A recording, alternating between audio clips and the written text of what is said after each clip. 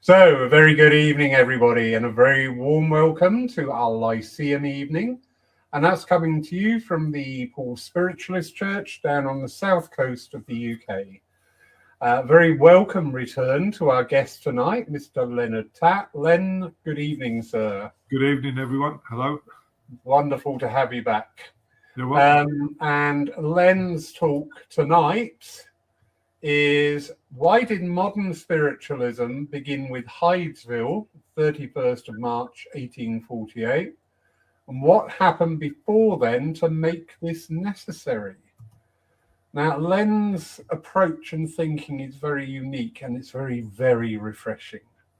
So make yourselves comfortable, listen in, please join in with the conversation. If you've got any questions, anything, just pop them in the chat box. I will now hand over. Len, it's great to have you back. Thank you so much. You're welcome. But this is a huge topic that can go in all sorts of different ways. So it is important that people, ask questions, or if there's a little bit that I leave out that they're interested in, ask the question and we'll see what we can do. But the first thing that I want people to do is to put themselves into, trying to imagine what life was like, in medieval England. And I'll talk mostly about England because I don't know too much about other places. And of course, what we're talking about in medieval England is very, very pertinent with the religiously persecuted going to America, which then started, the whole spiritualist movement there with, the Quakers, the Shakers, and then, the rappings and tappings at Hydesville. But the rappings and tappings at Hydesville were nothing new.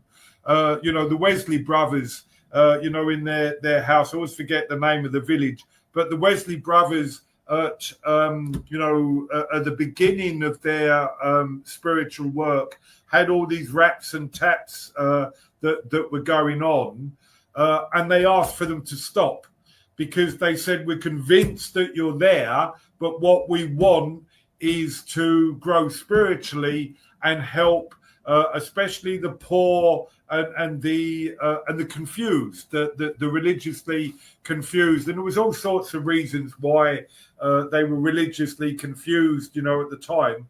But then from the Wesley brothers' early encounter with the spirit world, we then had the Methodist movement that, that in some ways you could call happy Anglicans. They brought all sorts of of laughter and joy into, religious services, and also used to go all over the country and would find places to, to stand and talk inspirationally to attract people because of people's need for God and people's need for, to realize that they were part of something, much, much bigger than themselves. But the Wesley brothers were on the other side of what really was, a very big change in philosophy and thinking, in this country, which resulted in spiritualism very much being squashed and being almost outlawed from people's thinking. And the reason for that is quite complex. But if you went back to the medieval mind, so if we went sort of 12th, 13th, 14th centuries in England, where and Scotland and Ireland, in Britain, shall we say, you very much had a very uneducated rural population whose centre of life was the church. And you had this whole philosophy of life and living, which didn't, connected them to the church, but the church connected them to the supernatural and to miracles. So much so that absolutely everything that happened to them was identified as the will of God. And one of the problems with it being identified with the will of God is because we tend to read that backwards. You know, something happens, oh, that was the will of God. And, you know, I mean, we can see that in, you know, in the modern world. You know, we have a very famous politician who escaped an assassin's bullet, and the belief is that God saved me from the assassin's bullet because I meant to, you know, to change the world and, you know, etc. And that, for me, very much is a reading backwards into what has happened and putting your own, you know, thinking, faith, your own beliefs onto it that then colours absolutely everything. And I'm a great believer in this idea of filters, that what we've had very much filters all of our experience. And we'll see this, you know, in all sorts of ways, you know, with mediumship. But that centre of the life, which was the church, ruled absolutely everything. So if there was a thunderstorm, the belief was, you can see this even going back a lot, you know, further back than that a thunderstorm was the anger, God showing his anger and God showing his wrath, that God had, you know, somehow been displeased. And one of the things that they used to do when there was a thunderstorm in the local area was church bells would be rung. So we would ring church bells and we would, you know, try and, you know, banish this thunderstorm from our local area. And then the whole idea of the Mass was this whole idea of getting God on our side, that this great miracle of the resurrection of Jesus had happened, and that through that miracle, God was now right with the world. So if we, you know, it's not just a reenactment. The idea was, you know, this lovely Greek word amnesis, that we're actually there present when the sacrifice of Christ on the cross happened, and that it's not reenacted, but it is present again in our lives. And that sacrifice, you know, puts God right with the world and us right with God, and everything, you know, is okay again. And during the Mass, this miracle happens where, you know, the water, the bread and, you know, and wine are changed into the body and blood of Christ. And the Catholic idea of that transubstantiation was firmly believed, you know, to literally make, you know, Christ present in the Mass. Now, we could go into the Thomistic, you know, idea of us changing, you know, our focal point so that we realize God is at the center of everything, and the Eucharist just then becomes, you know, this focal point. And this became argued about in all sorts of ways. Was it really a focal point, or was it really the body and blood of Christ? So much so that there were people who claimed that, you know, they'd experienced Eucharistic miracles. So the corporal, which the, you know, the host was put on, would bleed or would, you know, in some way show that it was literally alive with, you know, with the presence of Christ. So this idea of the blood being present, which is still carried on to this day. One of the, you know, the things that they do with a pope in Rome just before he dies is they take 2 vials of his blood. And this blood is kept. They've got these vials of blood of popes that go back hundreds of years in the Vatican. You know, and again, the idea is that a pope, because of course, if you're a cleric, you're closer to God. You get close to a cleric, you're closer to God. So therefore, miracles can happen.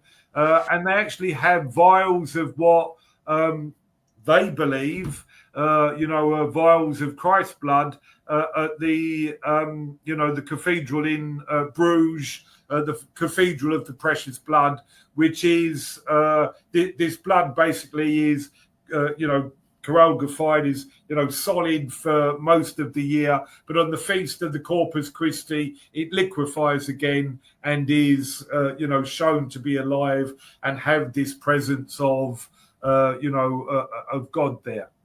So in the 12th, 13th, 14th century, if you wanted, anything to go the right way, you needed God on your side. So the harvest, what we would do if you had, a field where you wanted to grow, a really good harvest next year, you would make sure that you put some wafers of consecrated bread from the Mass in that field. And that, of course, meant that the field now had, God in it. And, with God in your field, your crop is sure to be, to bloom and to be abundant. And that, the idea of using this,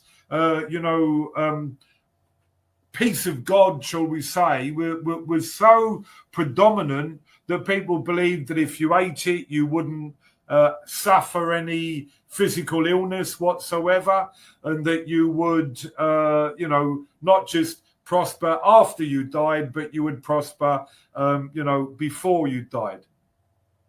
And so you also had, things like, holy water, shall we say. So a priest, for water to become holy, just says a few words, a formula, if you like. Those words are said, the sign of the cross is made over the water, and the water now is holy. And wherever you put that water then becomes, another agent of God's power in the world that will either cure you of your sickness or cure you of any, problem that might be manifesting itself. Because if there was any manifestation of a problem, it was, of course, because of something that was not God that had got in there, and that had, there was then a need to banish from your environment. So again, if you look, outside churches, you'll see, gargoyles and all sorts of, paraphernalia, stone statues and, all sorts of things, really. Some of them are actually quite artistically beautiful, but they're there to ward off evil, to ward off evil spirits. Now, this is quite, contrary to, to the real teaching of Christianity, because if you believe in two gods, a good God and a bad God, you're now into Manichaeism, which is, the good God and the devil, and that Christ had died for, for God to defeat the devil once and for all. But that thinking is still, very, very dominant, in the world. And it's something that sometimes we see, leveled against spiritualism, this idea of the demonic. Well, a demon is basically something that is not God. So all it means, it's a very arbitrary term. It neither means good or bad. It's something that's not God, but God is what's pure, what's, noblest, in creation. And as we were talking of, when we talked about our ideas of God, I was talking about how God is that creative process, that God is awareness coming into consciousness. But you also had this whole idea that if the environment reflected that idea of, these two gods, the good God and the bad God, and that if you got God on your side, you would have abundance, was also then reflected in the body. So the body, which it was believed had four humours. So we're looking at a time when, there wasn't much medical knowledge. If you did have any sort of illness or, any sort of condition, mental illnesses would have just totally been taboo. They were always the devil. It was always evil spirits or, some other force that had got in other than God. Because God was good and God was pure. Anything not pure was of the devil. And these four humours, were affected or influenced by God, but they were also, influenced by the stars and the planets. So, if you think of the idea, of sin, which is a very, very, very dominant Christian belief, still is. If you went back to ancient Babylon, sin is the name of the moon. Sin ruled by the moon, which is why we get the idea of lunatics and lunacy. So the moon is, a reflection of, the evil one or the dark side, because all that's dark comes out in the night, doesn't it? And we have this idea of the darkness, being ruled by the moon, ruled by sin, because all of our unclean urges, if you like, come up, at that time of day, and our pure ones like work and community or whatever are always done in the light. But these four humours in the body, and when I start on this, I've got to remember them and get my brain back, into gear. You've got the blood, you've got the phlegm, you've got the breath, and I've always forget the fourth one, but forgive me for that. Well, it's not too important, but suffice it to say that these were ruled by, all of these movements of the planets and movements of, the environment that you lived in. We'll come to that a little bit more because this becomes very, very important, especially in the 15th, 16th century, probably up into the 17th century. And there are huge, important reasons for that. But the other way that you could, help your body was by getting the saints on your side. And there was a whole selection of different saints that you could call on for different sorts of reasons. Some of these we even know to this day. You've got St. Christopher, who is the patron saint of journeys. You've got St. Jude, who is the patron saint of lost things. The reason for that, there were two of the 12 apostles were called Judas. Only one was the apostle that, that gave Jesus away to the authorities. The other one gets forgotten about, so he becomes the patron saint of of lost things, who you could call upon to help you find whatever it was that you had lost. And if you could get one of these saints on your side, they all could help with a particular type of condition or ailment.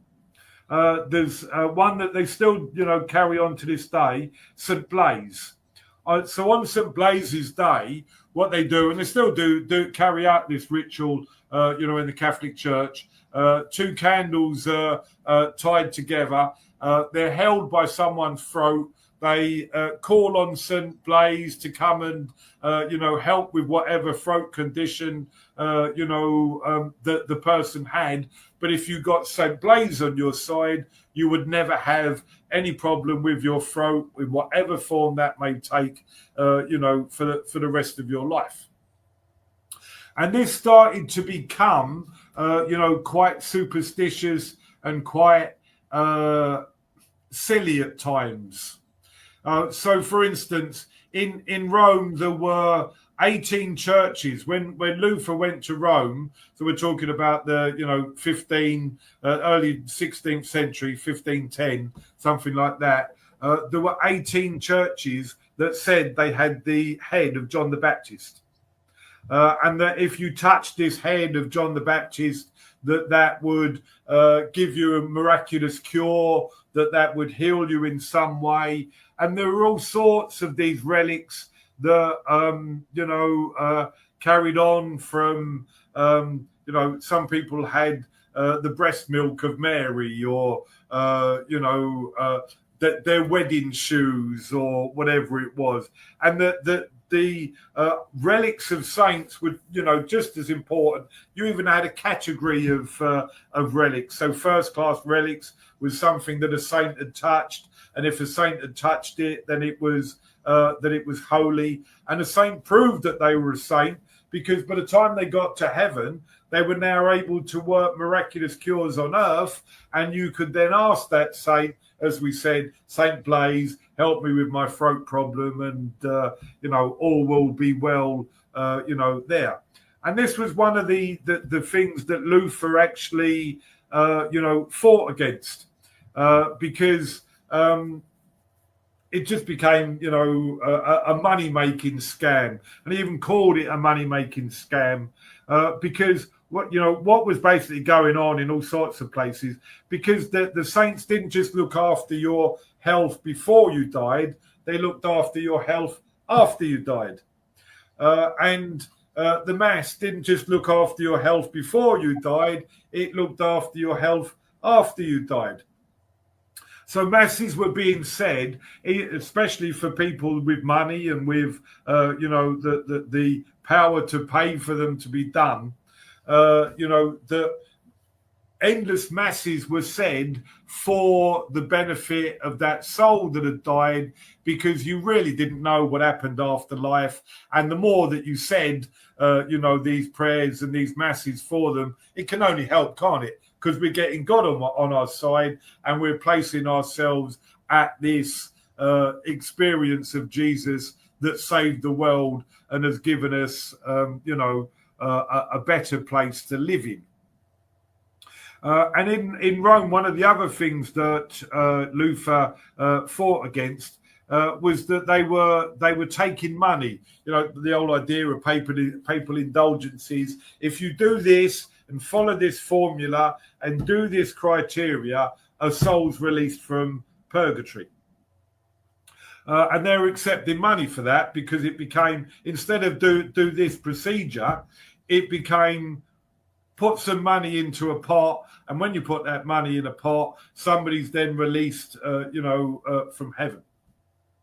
And Luther said that they were just, taking money for people's souls, and cashing in on the need and the lack of education of the poor.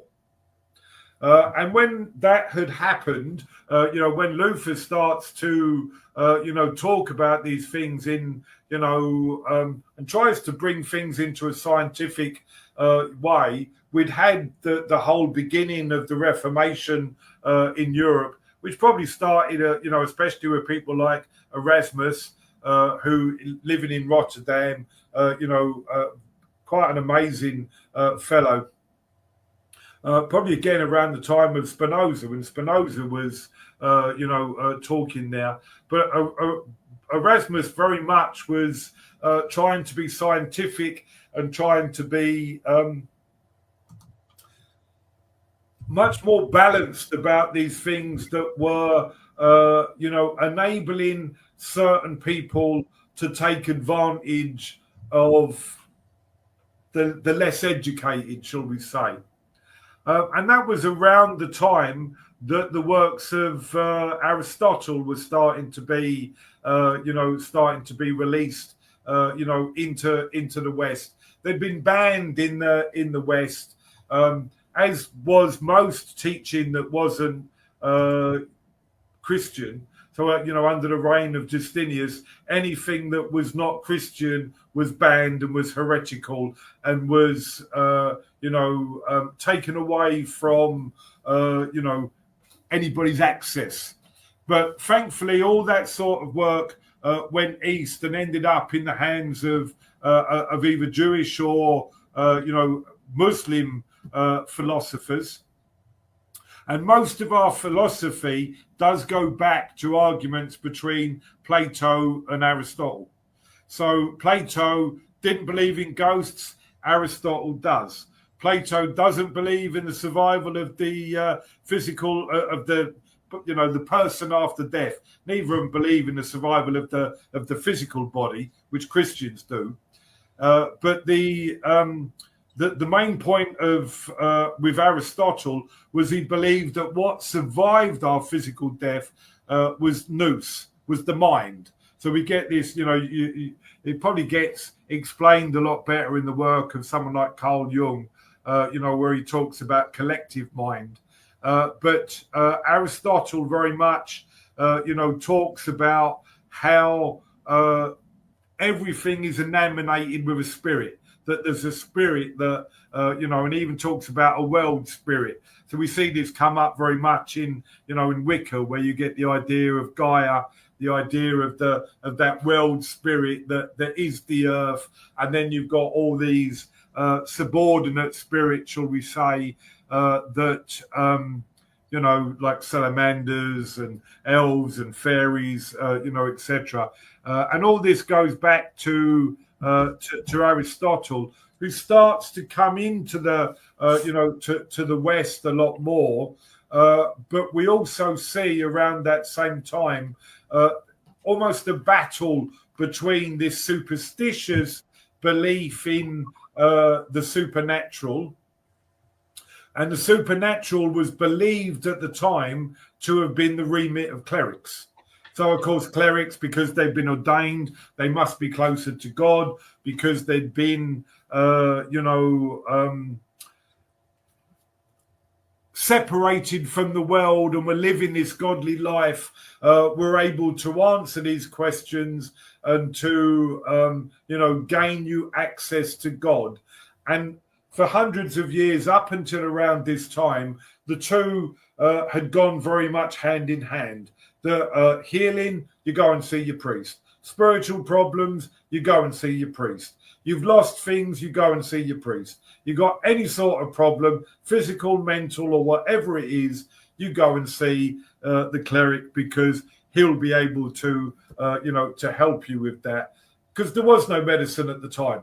Medicine, was very much in its infancy. Again, in Justinian's time, when all these, teachings were taught, the baby was very much thrown out with the bathwater, and even, the works of Galen, which is still the basis of, our anatomy and physiology and our medical practices, Hippocrates, so the Hippocratic Oath, which doctors take, all of that was thrown out with,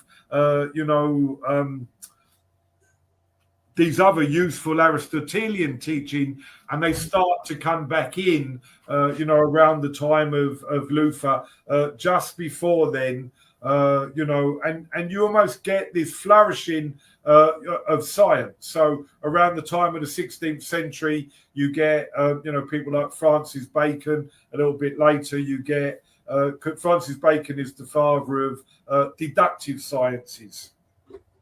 And the Protestants very much, one of their watchwords is, there is no such thing as miracles. And all they were interested in was the word of God, which you can find in the Bible, which is very, very interesting, seeing as there are untold miracles in the Bible and untold stories of mediumship and prophecy and, all sorts of things that you could link with the supernatural. No less Jesus, because again, it's a very, very supernatural story. But the Protestant idea was that was the final miracle, that was the final revelation. There will not be any miracles again. And because of this flourishing, of science around, around this time, you then get this link with clericalism and the scientific forms of supernatural divination and endeavor. So we see things like astrology around that time become very much, very, very popular. And in fact, in the middle of the 16th century, so around the time of Elizabeth I, almanacs, so your pocket astrology book, they would have been bigger sellers than the Bible. And everybody carried them. They would have been absolutely everywhere. And anybody that was interested in medical science would have used one of these almanacs, because these four humours, the blood, the phlegm, etc., one of the remedies of curing any illness was bloodletting. Well, if you're going to, cut yourself and let out some blood, when do you do it? Stars will tell you. And they used to use these, almanacs, for that reason. again, astrology had somewhat been squashed. Astrology, which would have started with the Chaldeans, so in Persia, modern day Iran, and very much, grew up there, and is depicted really in, the idea of the Magi, the wise men that follow a star to go and find where this infant's been born. So it's almost like horror astrology in reverse, and they go and and find where Jesus was born. But we're not allowed to say that's astrology, even though they followed a star. But one of the interesting things about Chaldea, Persia, Babylon, because there was lots of these ancient civilizations like the Medes and the Assyrians that conquered and took over this land. That was where we got the idea of angels from. And we still have Babylonian words in our language, like the word paradise. That's a Babylonian word. And comes or crept into this country first with the Jews from their Babylonian captivity, so 571, around the time of Jeremiah, 571 BC. After the collapse of the Jewish temple, and then its sacking in 586, they all go into captivity. When I say all, the powerful, the rich, anyone who's anyone is taken into captivity in Babylon, and they come back with this idea of angels and of life after death. And you get very much around that time, you begin to get this flourishing, of Jewish mysticism, which is very much linked to the Kabbalah and still flourishes to this day. The whole idea of macabre spiritualism. You read this very much in Elijah with the chariot that goes to heaven, and Elijah's seen on a chariot going to heaven, which is Jewish mysticism, and that was a metaphor for his mediumship, for his his going off into heaven and roaming the heavenly realms, a little bit like Swedenborg, but many years before. But when the scientific discovery starts, flourishing in this country, you get people like John Dee. John Dee is very much Queen Elizabeth I's astrologer, and so she consults him for for things like when should I be crowned? When to go into battle. A little bit like, in the Roman days, what they used to do in Roman days with augury or whatever. That's why you had somewhere like the Pantheon in Rome, the Parthenon in Athens. But basically the Pantheon is it's a dome with a big hole in the middle of it. And to go into battle, you let pigeons off. And whichever way they fly across this dome tells you whether you should go into battle or whether you shouldn't go into battle or not. But like absolutely anything, this can be manipulated. A little bit like the oracle at Delphi could be, manipulated. And one of the interesting things about the oracle at Delphi, when you go there, it's absolutely fascinating place. And people would travel from all over the world to consult the Sibyls. And there was one who was, chief priestess, if you like. And they basically used to sit her on volcanic holes where all these fumes would come up, and they would basically drug her, and she could then tell them their future, but in such a way as to be so vague that you had to interpret it yourself. It's a little bit like reading Nostradamus. Somebody actually said to me the other day, why did Nostradamus not get condemned by the church? And the answer is, nobody ever knew what the hell he was talking about. But Nostradamus used to take nutmeg, which is a hallucinogenic. And I mean, they've taken out the hallucinogenic properties of it now, but that was why he used to get his, his prophecies was because of nutmeg and its hallucinogenic powers. But around the time of Elizabeth I, in Spain, you've got a very Catholic kingdom.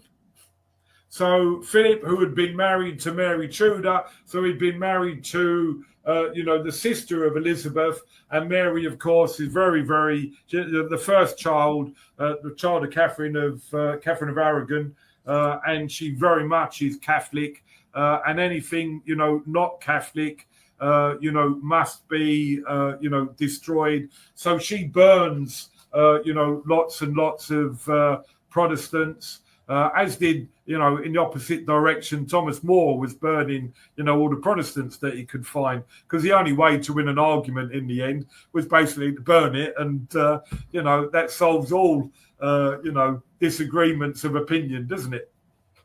But Charles V, who had now gone and conquered the New World, so we've got, Mexico and Spanish colonies in Florida and places like that. And anyone that disagreed, because he saw his duty as a good Catholic to spread the Catholic faith around the world, and this miraculous faith, because of the fact that we had this idea, of them being the sole intermediaries between God and man, anything that deviated from that must be destroyed. And so he did. So when he went to places like Mexico, he destroyed the tribal leaders and anyone that would not be Catholic and not agree with anything Catholic very, very quickly. And he was one who had priests saying masses for his dead wife, and he'd thought he'd be King of England because he'd married Mary, and he'd a bit like Camilla today, he was made king consort, so he could not succeed her. And when she died, he had to then go back to Spain. Elizabeth becomes, queen, which was partly because of her Protestant faith, but she was actually quite enlightened in that she left lots of religious, ideas, to people's own conscience. I won't make windows into people's souls was one of her favourite quotes. But you almost get this global battle raging between, Philip and England. So we had the Armada. It was actually about 3 or 4 armadas. We know the very big one in 1588. But the Spanish kept sending, armadas, which were all destroyed, thus proving, because God's on our side, he's destroyed all of these Catholic armadas that would have come and taken us back to superstition and to, all these problems again where peoples are not using their mind, they're allowing their superstition, to get carried away with them. I mean, so central to people's lives, things like the real presence in the Eucharist was major debates in Parliament. That would have raised those debates in Parliament, in the 16th century as to the real presence of God in the Eucharist. That was a major political topic of its day, right up until the English Civil War.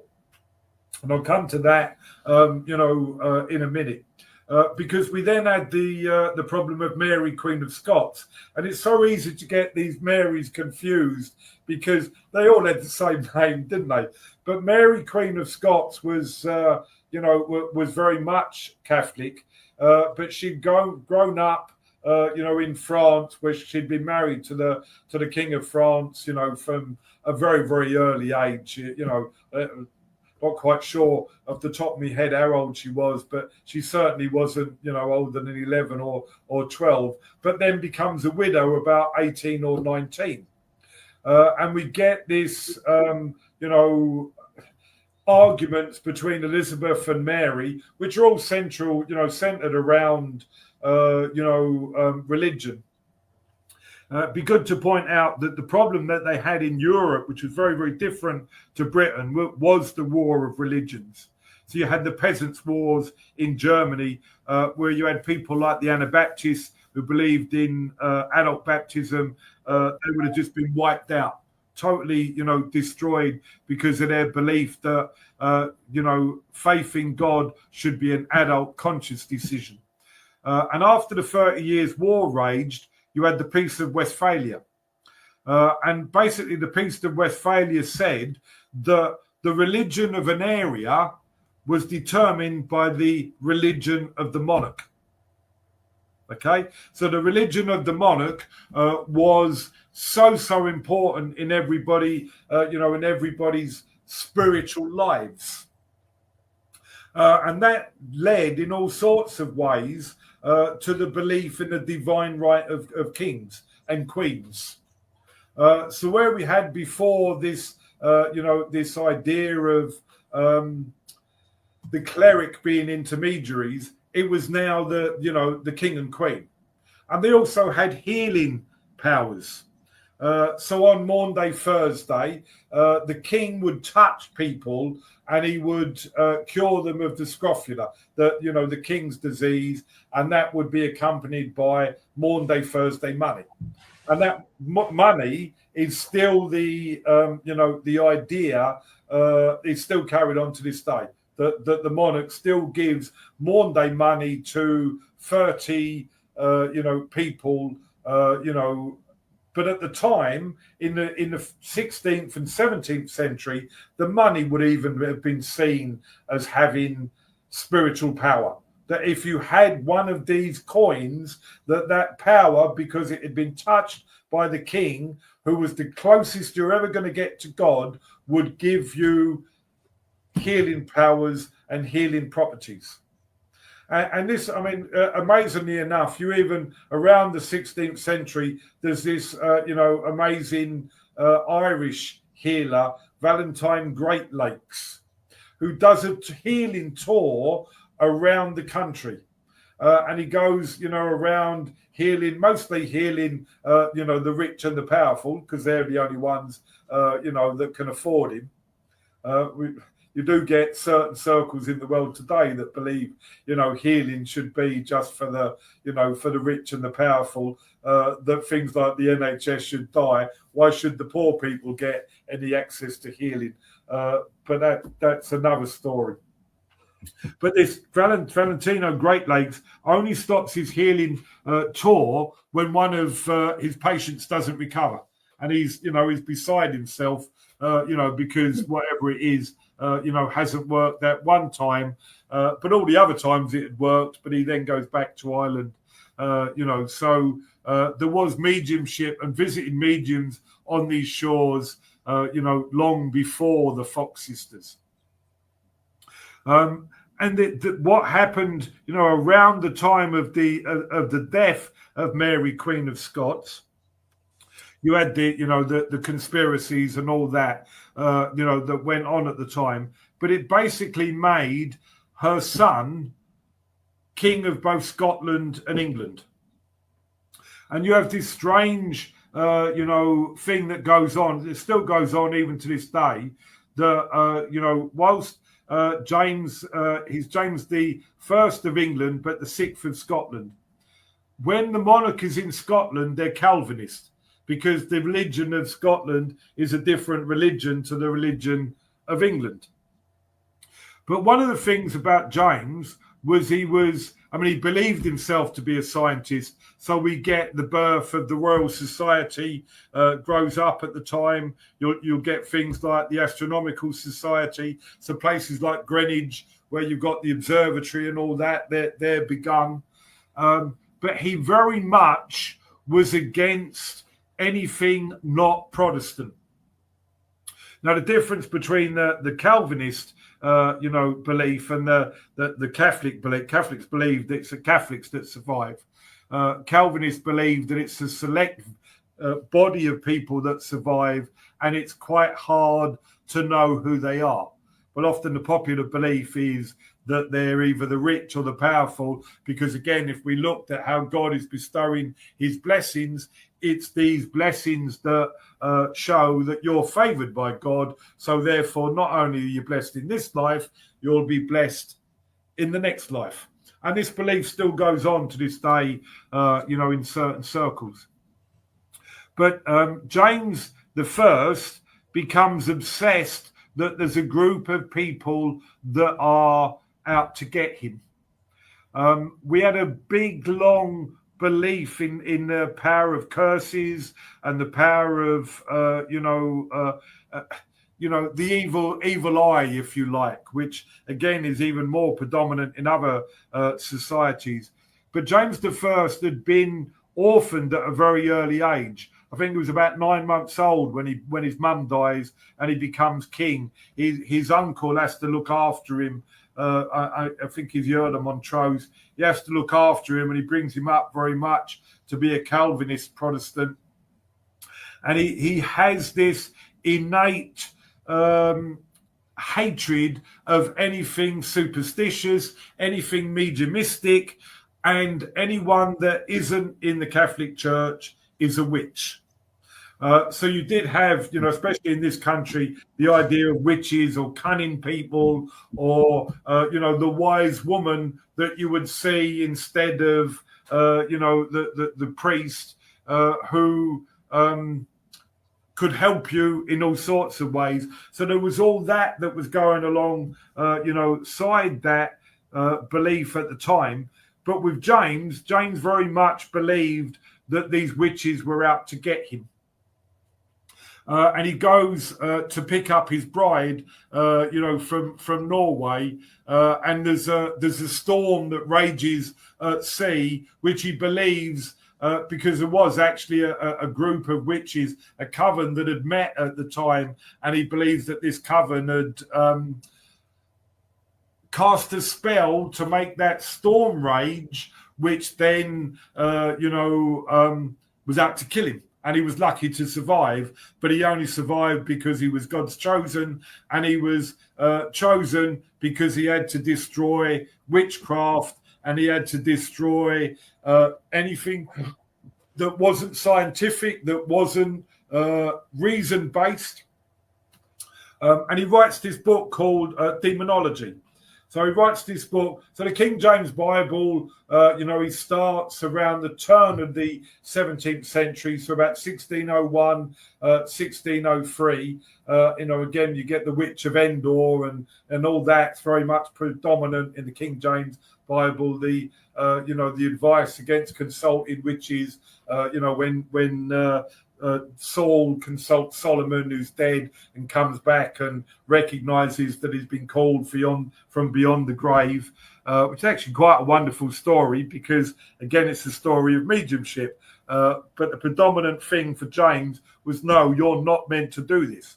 So he writes this book called Demonology, which weirdly still has a great deal of power today, in which he says that anything that is not of Jesus, is not of the cult, is occult. So if you're not of the cult of Jesus, you are outside that cult, so occult. And that still is very predominant to this day, where people think, if you're consulting the spirit world, that it must be evil, because that's what it says in this book, Demonology, even though they don't know where it comes from. One of the interesting things around this time is there's one of his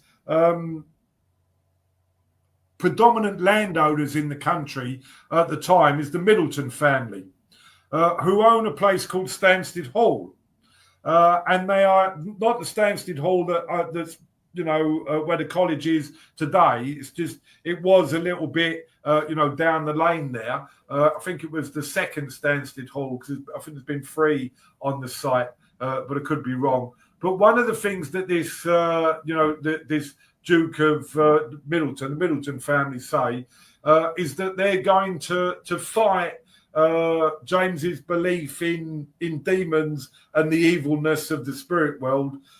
And very interestingly, at the college, they have the grate from the old house, the Middleton house, which was down the lane, which had got the family crest on. So his prediction of fighting, this idea of demonology, is still, predominant, to this day, that he's still fighting the fight, shall we say. So you had, after that, we then get the religious wars in Britain. You get the Covenanters. So what James and then Charles II does, Charles I rather, what Charles I does is weirdly he goes and marries a Catholic, which must have made his father a little bit annoyed. But he then tries to impose on Scotland the same prayer book that the Church of England used, the Book of Common Prayer, which Cranmer had written, Archbishop Cranmer, again, who was burnt for his ideas and beliefs. Forgotten where I was going with this. But from there, because there's all sorts of splinters that start to happen around the English Civil War, which the Scots beat Charles I, and he has to go to Parliament and ask for more money to fight another war. But the Parliament, the English Parliament, is even more full of hardline, Bible only, science only, reason only type of people, the Puritans, of which Thomas Cromwell was very much one.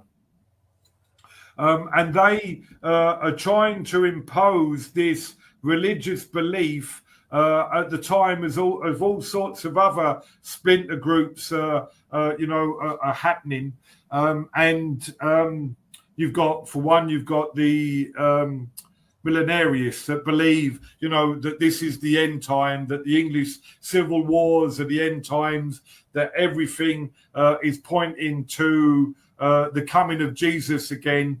But sadly, that doesn't happen. So what do? They go and get a boat and they sail off to America and escape this country because it's descended into chaos. And there is all sorts of chaos, around that time, and lots of it, religious chaos. The Puritans and at the time, Catholicism isn't predominant, or even active very much in England and Wales. It's retreated to the continent, comes back in about the 1780s, something like that. So they're very much Protestant sects that are all warring and fighting. But what they tend to do is return to the idea that the one thing that they can do is get rid of all the witches. Because all of these problems, all of these difficulties that we're experiencing must be because this, problem of witchcraft has reared its head again. And you get all the witch hunts, which they had been going on for quite some time. But you get a great deal of them, after the English Civil Wars, around the 1660s, 1670s, to 1680s. And the people that are feeling persecuted, of course, go off to America. So they've got a little bit of freedom, in America. One of the problems that you often get with the human condition is that we don't learn our lessons of the past. We go back to that which destroyed us.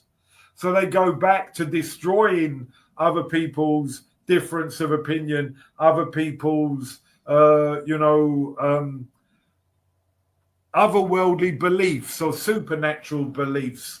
And then you do slowly start to get, Catholicism, come back into Britain. But one of the benefits of the freedom that America gave these religious people was the freedom to explore religion, to seek the truth. And there were lots of early groups that used to call themselves truth seekers. And again, they started to experience, mediumistic phenomena. shaking and quaking. One of the interesting things with the Quakers was that lots of the way that they started was through healing. There were all sorts of miraculous, healing that went on, and in the end, they asked for the healing to stop. They asked the spirit world, for the healing to stop, so that they could live their lives and, flourish as a Christian community. But that took about 150 years, because we know about the witch hunts in Salem, in Massachusetts, and and all those problems there. But the Shakers and Quakers, and these communities that grew up, Shakers are quite interesting. But that was actually started by a woman, but a woman who believed again that she was a reincarnation of Jesus, and that we had this spiritual revival that was going on, that she was destined to rule and control, etc.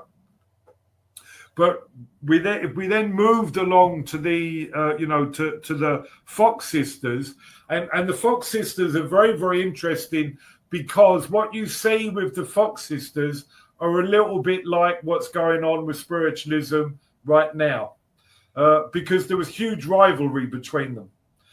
You've got one who after these revelations, because they became very famous very, very quickly. After inviting people to this house at Hydesville, before they know it, they're in theatres in New York, and they're sought after by newspapers and journalists, and so for little country girls with very, very little education, they've all of a sudden got access to riches and to power and to influence, and it goes to the heads of a couple of them. One of them becomes alcoholic. One of them becomes very regretful of what's gone on, and says that everything was a fake and that everything was a fraud. But the other one, I always forget the names of which one's which, so please forgive me for that. But the other one, carries on practicing her mediumship, to her death. And all of a sudden, you see mediumship start to spring up everywhere. It's a little bit like inventions. Inventions don't just spring up in one place, they spring up in loads of places. And then human behavior being what it is, we identify one person and say it was him or her. And that's what happens. You then get people like Mrs. Hayden coming to Britain. But there'd been a great deal of, mediumship that had gone on in this country, for generations. It was just since, James I and up until Mrs. Hayden, it had very much gone underground, or had called itself by a different name. Whether that name was a wizard, a cunning woman, a wise woman, or whatever. Because in the Middle Ages, these wise women that knew all the herbs and all the remedies for whatever you had, the church believed that they were given, but that those remedies by something demonic, so therefore, outside of their control. So lots of this animosity that you see is because of the fact that you've got the Catholic Church, who believe that they have the sole access to God by divine right, saying it's not us, it's them, it's the wizards, it's the necromancers, which is what they used to call, mediums back in the, in the medieval ages. It's not us, it's them, and you've got a very underground movement, of mediumship and all its practices that seem to flourish underground after James's book, and then come to the surface again, around the time of the Fox sisters. But what's interesting, again, if you moved it forward, to Arthur Findlay, and you moved it, into his era, because I'm absolutely fascinated by Arthur Findlay and his books.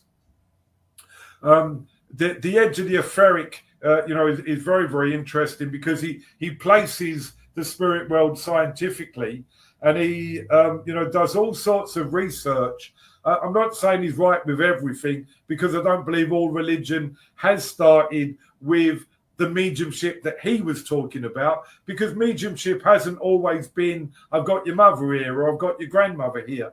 That was often taken for granted and would manifest in all sorts of different ways. As we've spoken of, it manifests as art, it manifests as politics, it manifests as philosophy, it manifests as caring for the elderly, or whatever it was. But one of the things Findlay does when he writes on the Edge of the Etheric is he sends a copy of that book to every single cleric in the country. And there were thousands of them. And he doesn't get one reply, because they don't want to know publicly. But Findlay's books are still unavailable in any British library. If you walk into a British library, you will not be able to get one of Findlay's books. Very much like, the Christian churches still control all of our universities and our library, our education system. And around the time there was that Findlay did that and wrote, his books, a great lover as well of his Curse of Ignorance, the 2-volume tome that does take a bit of ploughing through, but is hugely interesting if you can, put your mind to it. But one of his opponents is a Catholic Monsignor called Ronald Knox, who writes for the Times. And he also writes a book called Enthusiasms. And he chooses the name Enthusiasms because around the time of the English Civil War, there were these people who had mediumistic experiences that they called enthusiasms. So basically, he's chosen the title to ridicule it. And this book is still available. It's actually more readily available than Findlay's books. But the purpose of him writing his book is to ridicule spiritualism and to ridicule. So we're talking about the 1930s. I think Findlay wrote on the Edge of the Etheric in 1933. And Ronald Knox is writing about the same time, to ridicule it. So, and then, I talked to you about, the links with Theosophy and, Germany and, and all that was going on there. And Knox seems to have been very, very successful, with that book in squashing these things. Not too successful, because we did still have Helen Hughes and Estelle Roberts who went to Parliament. And actually there's that wonderful picture of Helen Hughes demonstrating to a packed House of Commons and giving, evidence to, all the gathered, MPs there, which is fascinating. I don't know if we've got the mediums that could do that today, but, that was what helped, change that idea, that policy, because we'd had this, around the time we'd had, that fervor into spiritualism after the First World War, when you had all these lost, servicemen, mainly lost because they'd been blown to smithereens, by artillery shells that meant their bodies could never be found. But one of the interesting stories from that day was Haig, General Haig, whose sister was a convinced spiritualist. And sadly, his sister told her that a medium had said that Haig had Napoleon working with him. So, of course, Haig, before the Battle of the Somme and then Passchendaele, believed that he couldn't do any wrong because he'd got Napoleon with him, working with him from the other side, that all of his military decisions, would be right and would be accurate. So my belief is that spiritualism was harmed in its, popularity, in its ability to be noticed by the general public, by people like James I and his book Demonology, and by that whole idea of it's not us, it's them, and the finger pointing that went on, rather than an investigation into the interaction of this other world and what mediumship really was. We have had a great deal of that gone on with the Church of England, but sadly none from the Catholic side, and some of the Church of England involvement with spiritualism was huge, especially in the 19th, and early of 20th century, when spiritualism began to flourish again. I'm sure there's a whole deal of that I've rushed through, missed or forgotten, but I'm hoping you get the gist of that. That there was this. Again, the idea of the divine right of kings, that kings believed that they were God's chosen, so therefore we didn't need any other mediums, we had them. And spiritualism suffered from that for, and still does, because it's a bit like a meme. These sorts of things are in people's consciousness, but they don't know where they've come from and they don't know why, but we can't question it because that's what everybody thinks, isn't it? Yeah. Rather than actually go and, and investigate. So have you got any questions? Let me turn the light on because I'm getting very dark in here. I'm doing the same, mate. This is not on. I'm not having a seance. But has anybody got any questions about that? One of the people I forgot to mention that was hugely influential in this story was on Cardinal Wolsey, who was a great and firm believer in astrology. And he took an astrologer with him wherever he went. So this little butcher's boy from Ipswich, he believed that he saw his rise to the cardinal, to be a cardinal of Rome, was all there in the stars. Yeah. Fascinating. So, like Len says, anybody out there who's got any questions, please just add them into the chat box there, or any comments. Absolutely fascinating tonight, Len. You've taken us on quite the historical journey, but so interesting. And it makes a great deal of sense when, because people often will condemn spiritualism before they have any knowledge. So, I mean, that's why it's very, very important to continue to champion spiritualism as a science, because of the need for this scientific, this level-headed approach, because there are still all sorts of superstitious practices that at times creep into spiritualism that are of neither use or warrant. So we have to guard against that, just as much as we have to guard against, false and fraudulent mediumship. Yeah. And even within spiritualism, when you start mentioning about scientists investigating, you still see a very broad division there of people welcoming it to people going, just no, they're trying to disprove us. No. And that's one of the interesting things about psychology. I mean, it goes back to the old, to the old Karl Popper thing about, a scientist influencing the experiment by their opinion. And that's very, very true, especially when you come to psychical research, because no mediumistic experience can be duplicated. And so therefore they can't set up the conditions to repeat an experiment because it can't be duplicated. And that's one of the problems, is that with spiritualism, you're on the edge of science, but spiritualism has hugely helped science.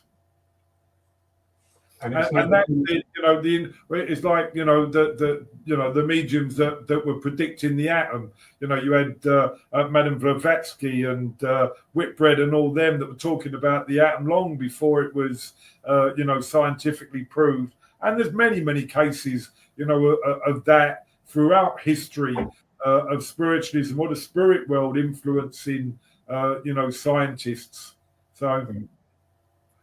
So we got a question here from Tim. Hello, Tim. Happy birthday, belated birthday. He's asking, evening, lady, you speak passionately and with knowledge about the past of spiritualism. What, in your opinion, is on the future of spiritualism? The past is a lot. I can read about the past, and I can, I can get a handle on it and understand it. I'm a great believer in that there'll always be a spiritualism, but that it's evolving. I mean, physical mediumship is a very big case in point in that it's very, very different now than it was 70, or even, when I came in, when you still had people like, Gordon Higginson demonstrating amazing physical mediumship. I believe it still needs to evolve because it will not stand still. But where that's going to go, I don't know, apart from we need more education, we need more involvement with the spirit world, and we need better demonstrators. Mm. So Yeah. that's more about what our need for the future is, which I believe will be determined by our fighting for it. Which is why what's going on at the minute is so important. That you've got to fight for your future, just like you've got to fight for life. Like life, it in essence is a gift, but unless you fight for it and pick up every moment, it's a gift that you can very easily, leave sitting in a sideboard. Yeah, that is my big concern, that we don't get shunted into just becoming an oddity. Yeah, and that's what the fighting for it. But I think it's something that we've got to fight for together. I mean, I'm a great believer in the spirituality of spiritualism. That there's got to be a spirituality which links us all. It links us all with whatever religion that that you've got, whatever politics, because spiritualism proves that we're all linked. And I believe that that's got to come to the fore, of our consciousness. But when I'm talking about spiritualism evolving, and I think I've spoken about it tonight, is mediumship just about proving survival? Mm. I think it's much, much bigger than that. Much bigger than that. It is spiritualism without the philosophy. Yeah. So Tim's question, I'm afraid, leads us to lots more questions, but not many answers at the minute. Where are we going? Where do we want to go? Where do we think we should go? Well, I mean, we were talking about it earlier, the big demonstrations of, publicity, where we would get people that had never heard of spiritualism, involved. When you think of people like Harry Edwards and Gordon, one of the ways Gordon developed was he'd go to Hyde Park Corner. Yeah. And he would give a demonstration at Hyde Park Corner to people who had never, ever heard, thought, or wanted anything to do with spiritualism. What effect did that have on his development of his mediumship, but also on the people that he met? Harry Edwards used to do the same with his healing. He'd set up a stall at Hyde Park Corner and heal anyone that came to him. Yeah. That was at a time when they would have been far more ridiculed than we are today. And you hear these stories of, we talk about fighting for spiritualism. It became legal in Britain because people fought for it. They would, during the war, they would walk 20 to 30 miles to do a demonstration and then walk home. No matter the weather, they would walk because there was no other way they could get there. Yeah. Some of these stories of the hardships that they went through, like Emma Hardinge Britton turning up at a train station at a town. She knew no one. She didn't know where she was going to stay. She had somebody sent by the spirit world to pick her up, and she was comfortable with all that. I have trouble getting on a bus where I don't know people. So, yeah, if we had people as strong as that again, the future of spiritualism would be bright, wouldn't it? Yeah. I think we're missing the question sometimes with this one. It's a good question, Tim. It's one I've asked many times. It's where do we want it to go? Where do we think it should be? And then we can start to go for that direction instead of waiting for people to say, "Oh, that's a good idea." Let's actually make our minds up. Wait, Tim, what do you see for the future of spiritualism? I'm not being funny, but what do you see? A couple of comments here. Jan, problem with science has become its own religion with its own bias. Very true. Yeah. And yet another problem. But how spiritual have we become if we can't sit round at a table and be comfortable with a difference of opinion? Yeah. And that's the problem today, is that we can't sit around a table and be comfortable with a difference of opinion. So what if somebody doesn't agree with me? Tell me your viewpoint and I'll grow from it. Yeah, exactly. And also, we've had some dealings. We've got a mutual friend who's studying spiritualism, and there's a very open and very candid approach to things, which is really refreshing. Yeah. So, there will be scientists who do not want to look into our side of things, as there are spiritualists who don't want to look into the sciences side. Absolutely fine. We're over 21. Happy days. But we're now also into the psychology of the human personality.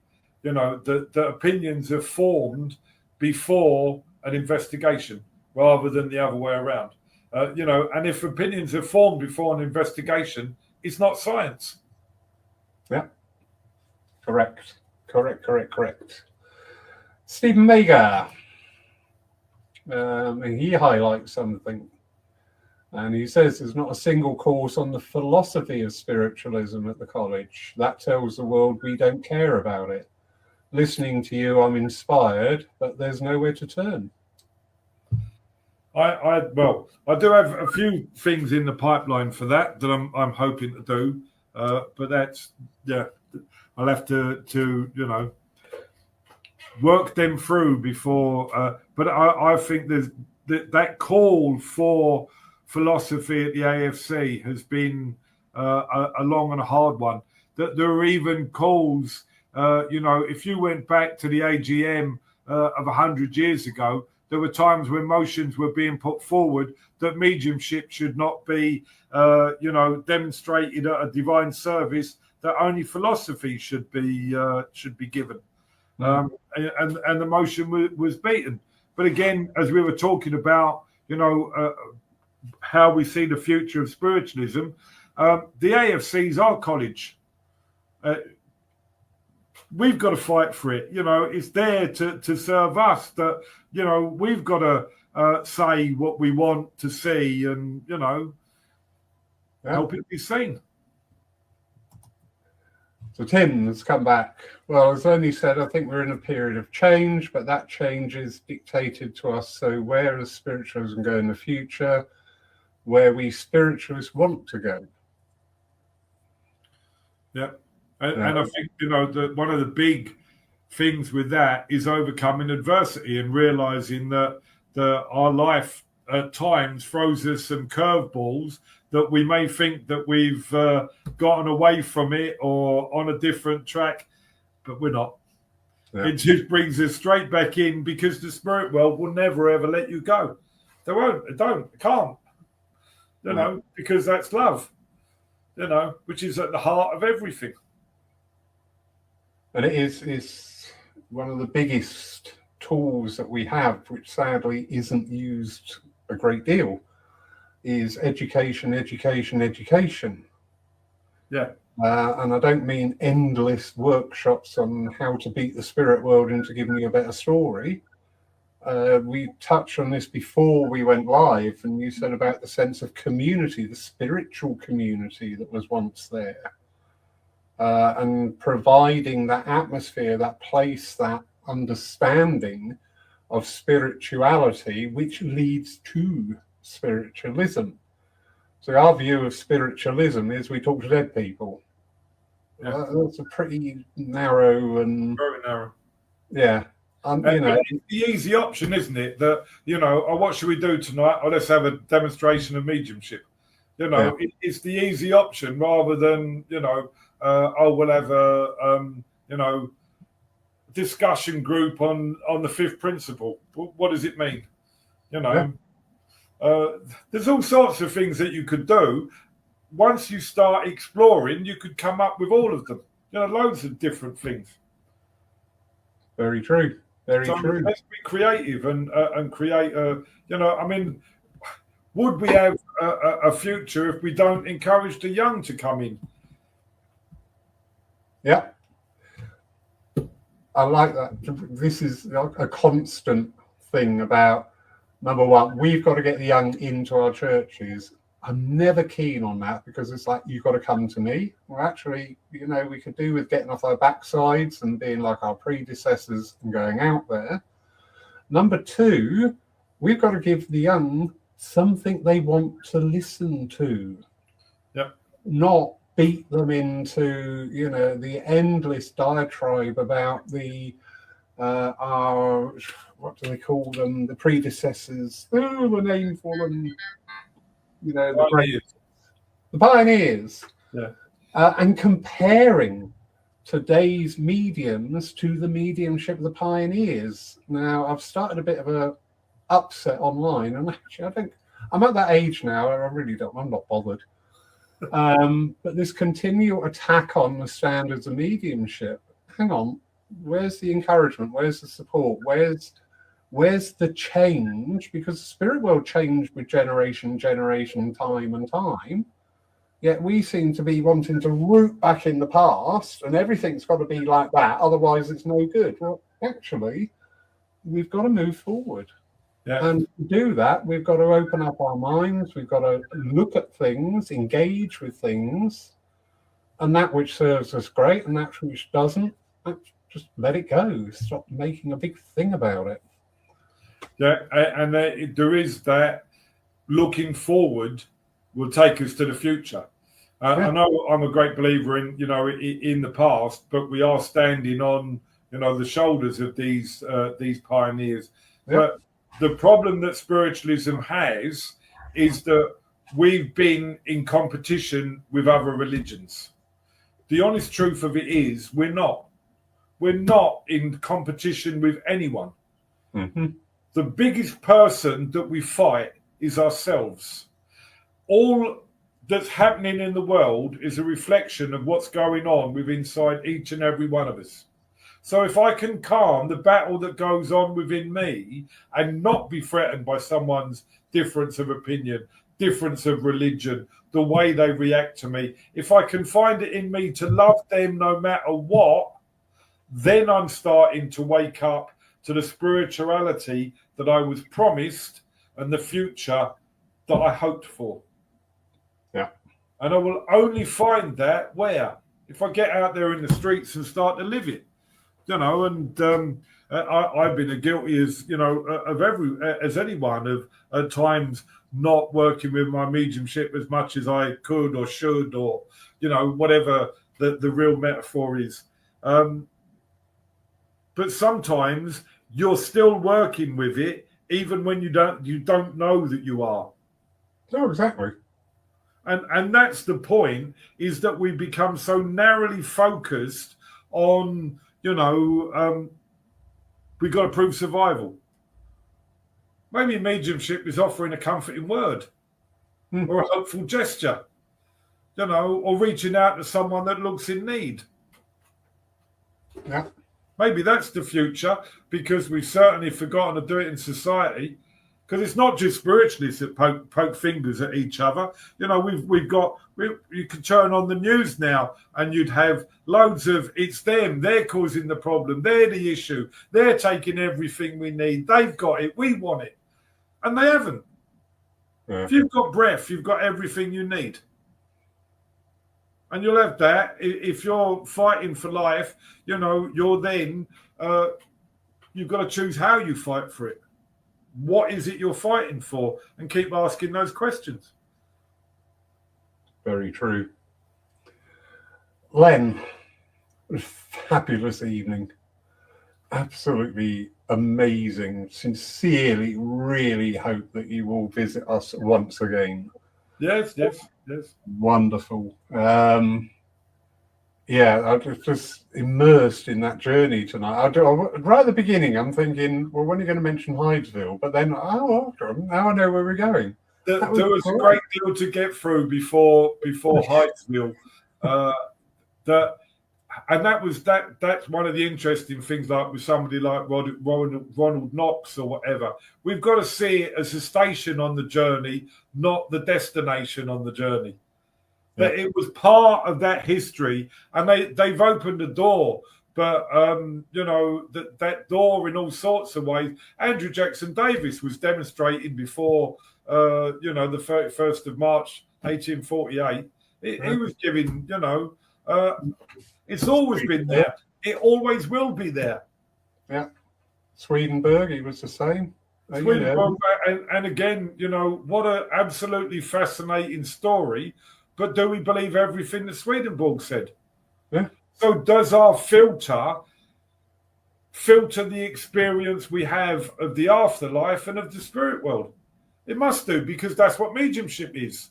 So how do I change my experience of the afterlife and the spirit world? By changing my filter. Yeah. And I can make it spiritual by making me more spiritual. Clean the lens. I like that. Clean the lens. I realise a pun. Len, thank you. You're welcome. Absolutely amazing.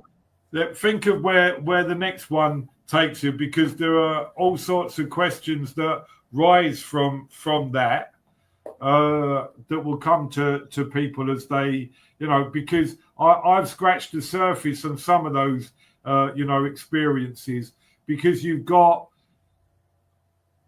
times when you'll confront people, it's like when you go for any sort of award with the SNU, one of the questions is, are you mad? Are you crazy?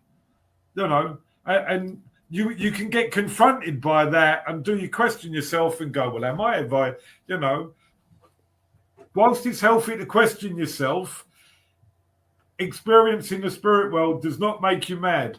You need someone to talk to about it, maybe, to help you understand it, and then you'll grow from the experience. And I think that's the same of, all sorts of things. But let's see what question we come up with for the next one, and I'll tell you also what I'm then working on.